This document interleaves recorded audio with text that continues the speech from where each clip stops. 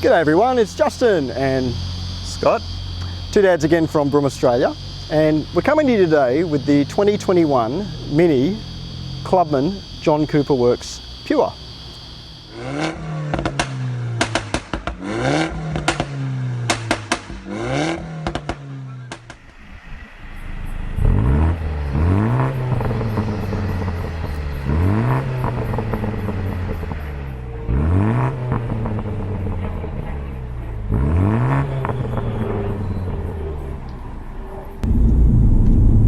Now Scott, I've got you in the 2021 Mini Clubman John Cooper Works Pure model. Now the Pure is one of three models in the Clubman JCW range. The Pure is a sort of like an entry-level car, 60,750.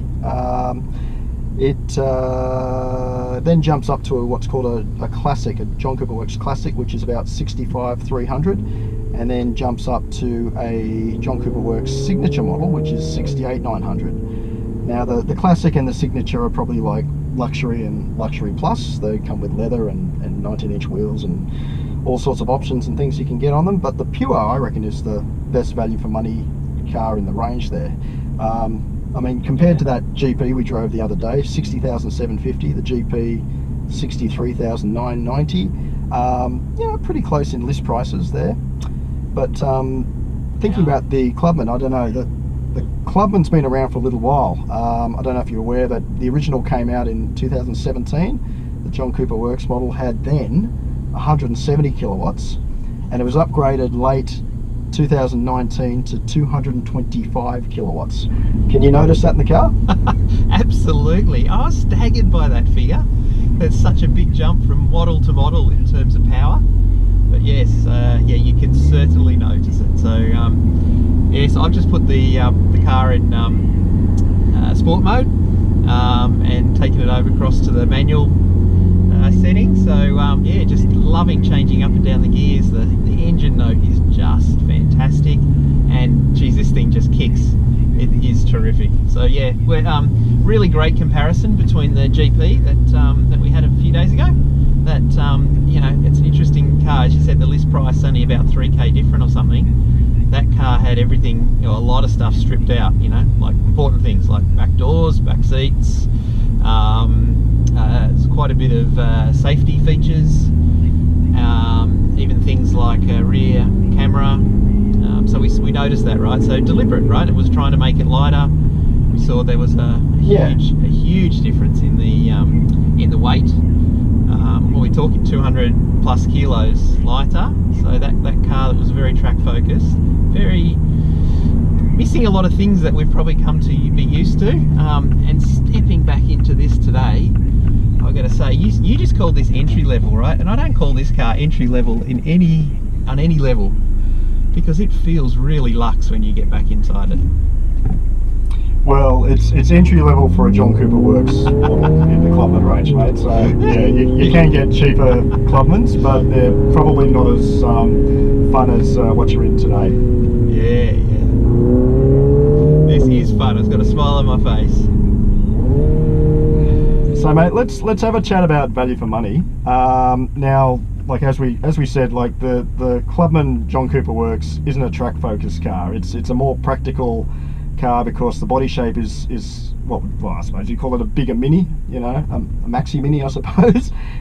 It's like a golf-sized wagon. I mean, the cool thing about it, I suppose, it's not your traditional sort of hatchback, is it? It's like a little wagon with 6 doors in it, isn't it? It's very unique, right? Like, yeah, I've got to say, when I see these on the road, it always stands out because of those back doors, open swinging barn doors, whatever you want to call them. That makes this car very unique and a bit of a head turner because of that. Now mate, like if we look back at, we drove that GP, like this car has the same 2-litre 225 kilowatt 450 newton meter engine as the GP. It's got the same transmission as the GP, the 8-speed auto with the paddles. It's got the same sort of brake setup. It's got the 360mm 4-piston JCW brakes as well. Mate, it's got a lot going for it, but it also has all-wheel drive with a mechanical front diff as well. So it's got the safety of all-wheel drive. It's a bit quicker than the GP. It does 0 to 100 in 4.9 versus 5.3 for the GP. That's another number that's also just shocking, right? Like, I couldn't believe that it's faster in a straight line to 100 than the GP. Unbelievable. Yeah, but I suppose it's good and bad. The GP probably whip it around a track, but in a straight line, the Clubman's pretty quick. So. Yeah, but that's all kudos to this car that it's even straighter in a fast line, in a straight line. That's amazing. Yeah, it also comes with adaptive suspension. Now it has sort of like a comfort and sport mode. It's running 18-inch alloys with the Michelin Pilot Super Sport 225/40/18 tyres on it. So I don't know if you've noticed. Have you noticed a difference between comfort and sport? Is it one of those cars? I have. While you were just doing the intro, I was really just flicking between the two and noticing a significant difference. In the GP, we certainly said, you know, if you're going to buy a track day car, whether it be GP, whether it be an M2, whether it be any car that's made for the track, it's going to be a bit of a gut rattler around the city, especially on Australian roads. So this car is actually, that's a fantastic addition in the fact that you've got that you know, slightly more compliant suspension and comfort, and then that more spirited harder ride for when you really want to push the car. And yeah, I'm actually seeing quite a significant difference. It's great. I'm certainly going to have it in the comfort mode a bit more often with that adaptive suspension around the city and all the bumps we've got, speed bumps and all that sort of stuff. It's nice. Now the Pure comes with the same Alcantara seats as the GP as well, so you know, you've got the same sort of interior theme there. But there's a couple of things it doesn't get compared to the other Clubmans, I guess, is that you know, the Pure, because it's built for a purpose and to keep the price down. You don't get the Harman Kardon sound system in the upper models, and it doesn't come with head-up display. But the 2021 model, which you're in today, actually has the new MINI digital dash there, and a lot of that functionality that you got with the head-up display is actually in that dash now, so which is good. And the car comes with that you know, beautiful big 8.8 infotainment system with nav, and now it's actually got full screen Apple CarPlay, because previously it didn't have that. It was sort of like a you know, 2/3 of the screen Apple CarPlay. DAB, you've got MINI connected, the functionality there to you know, go to your mobile phone and it tells you, you know, where your car is, how much fuel's left in the car, how to open the doors and stuff like that. You can do it from there. But it doesn't have Android Auto yet, so it's still one of those cars that you still can't get Android Auto. Inductive charging for your phone as well, and it's wireless, so that's another plus too, so you don't have to carry cables around. Yep, saw that, very good. And I think, I don't know if you mentioned, but the USB-C, 2 of them in the back for the kids, that's pretty awesome. One in the front in the glove box, so really well connected car, isn't it? Like, it's got all the tech. Well, that's probably a good segue onto safety, I guess, having a look at the safety features of the car, because that's an important thing. Just running through a couple of things that it's got. I mean, like, you know, people often think, you know, when you drive at night, the headlights in that car are pretty good. They're LED headlights, so they're actually quite good to brighten the lights. And it's also got that automatic high beam control. I know that you've probably got it in the M2 as well, yep. But it's quite good to like, you can keep your high beam on, and then somebody's coming the other way, it actually automatically drops one of the lights down, because they're LED lights, to not blind them, which is good, so that's good. You've also got the safety of all-wheel drive as well. That's the one thing that the GP isn't, but this car is, and in the wet, all-wheel drive, really, really good.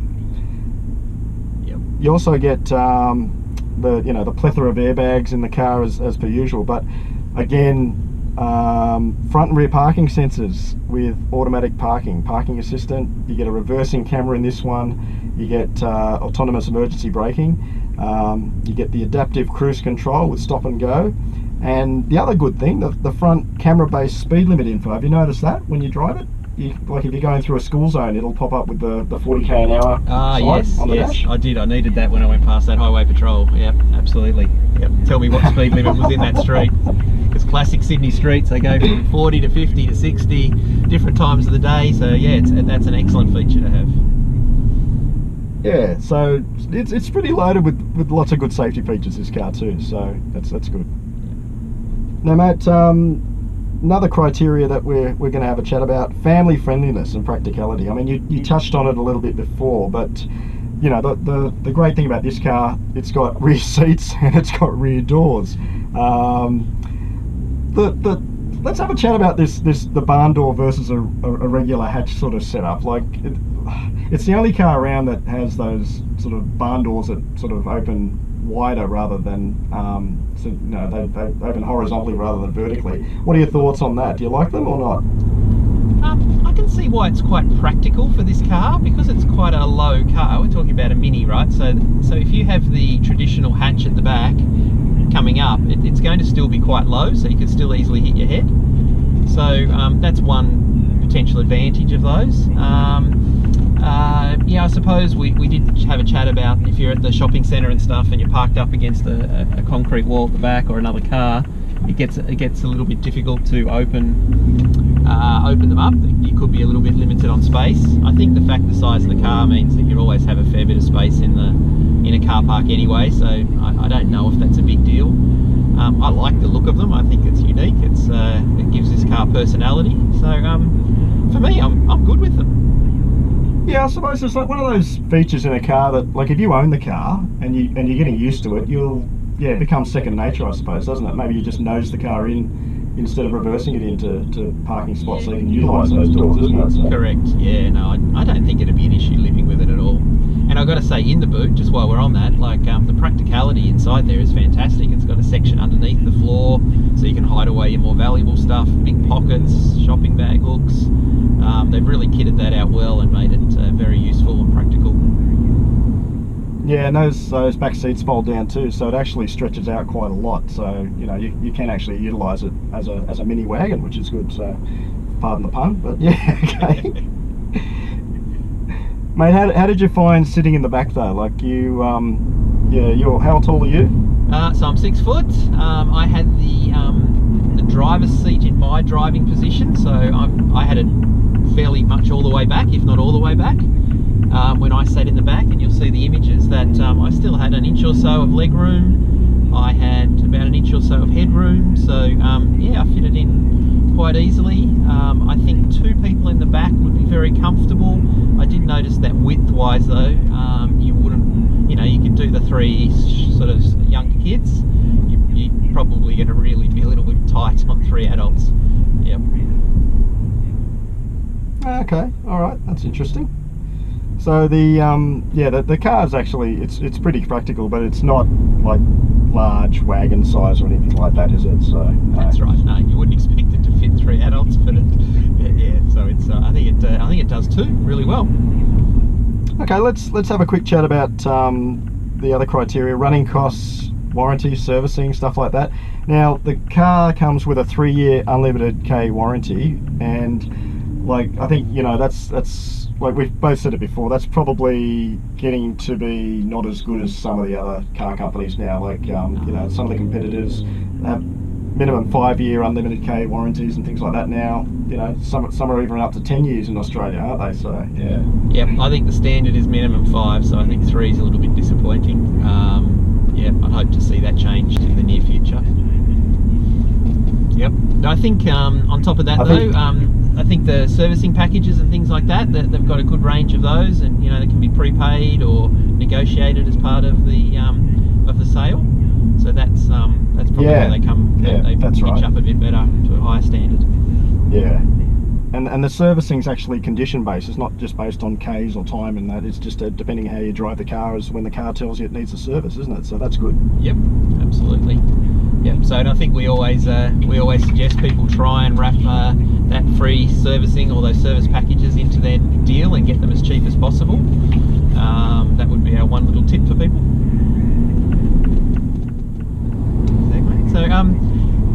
So really everything you've told me so far is it's got this from the GP and it's got this from the GP and it's got this from the GP.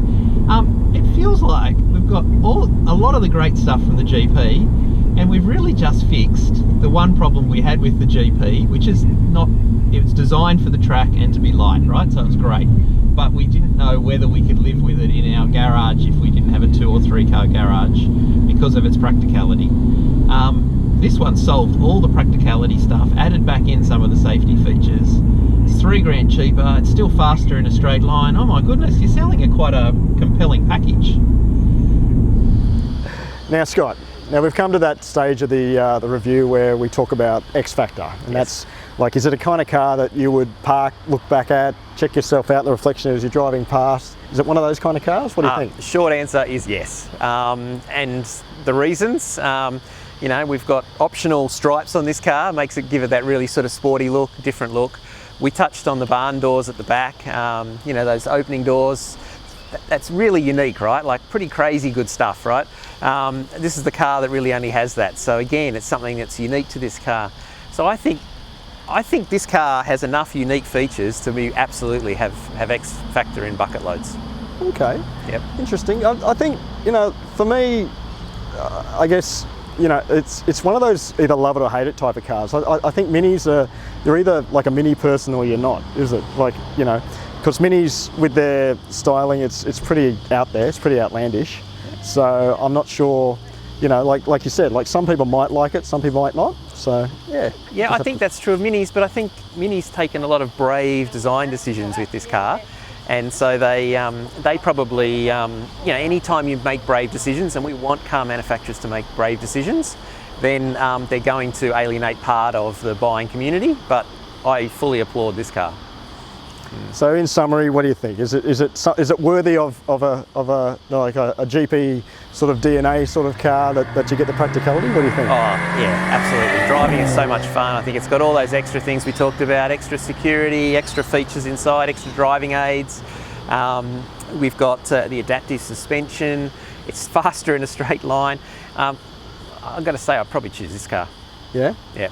Okay. All right. Well, that's a good response. So that's good.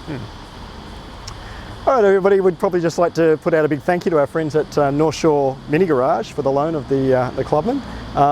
Yeah, we rate it pretty highly, I think, because it's got that practicality, but it's got a lot of GP DNA in it, so you're going to get that fun driving the car. So yeah, good car. Check it out. Yeah. Anyway, we'll check you next time. See you later. Bye, everyone.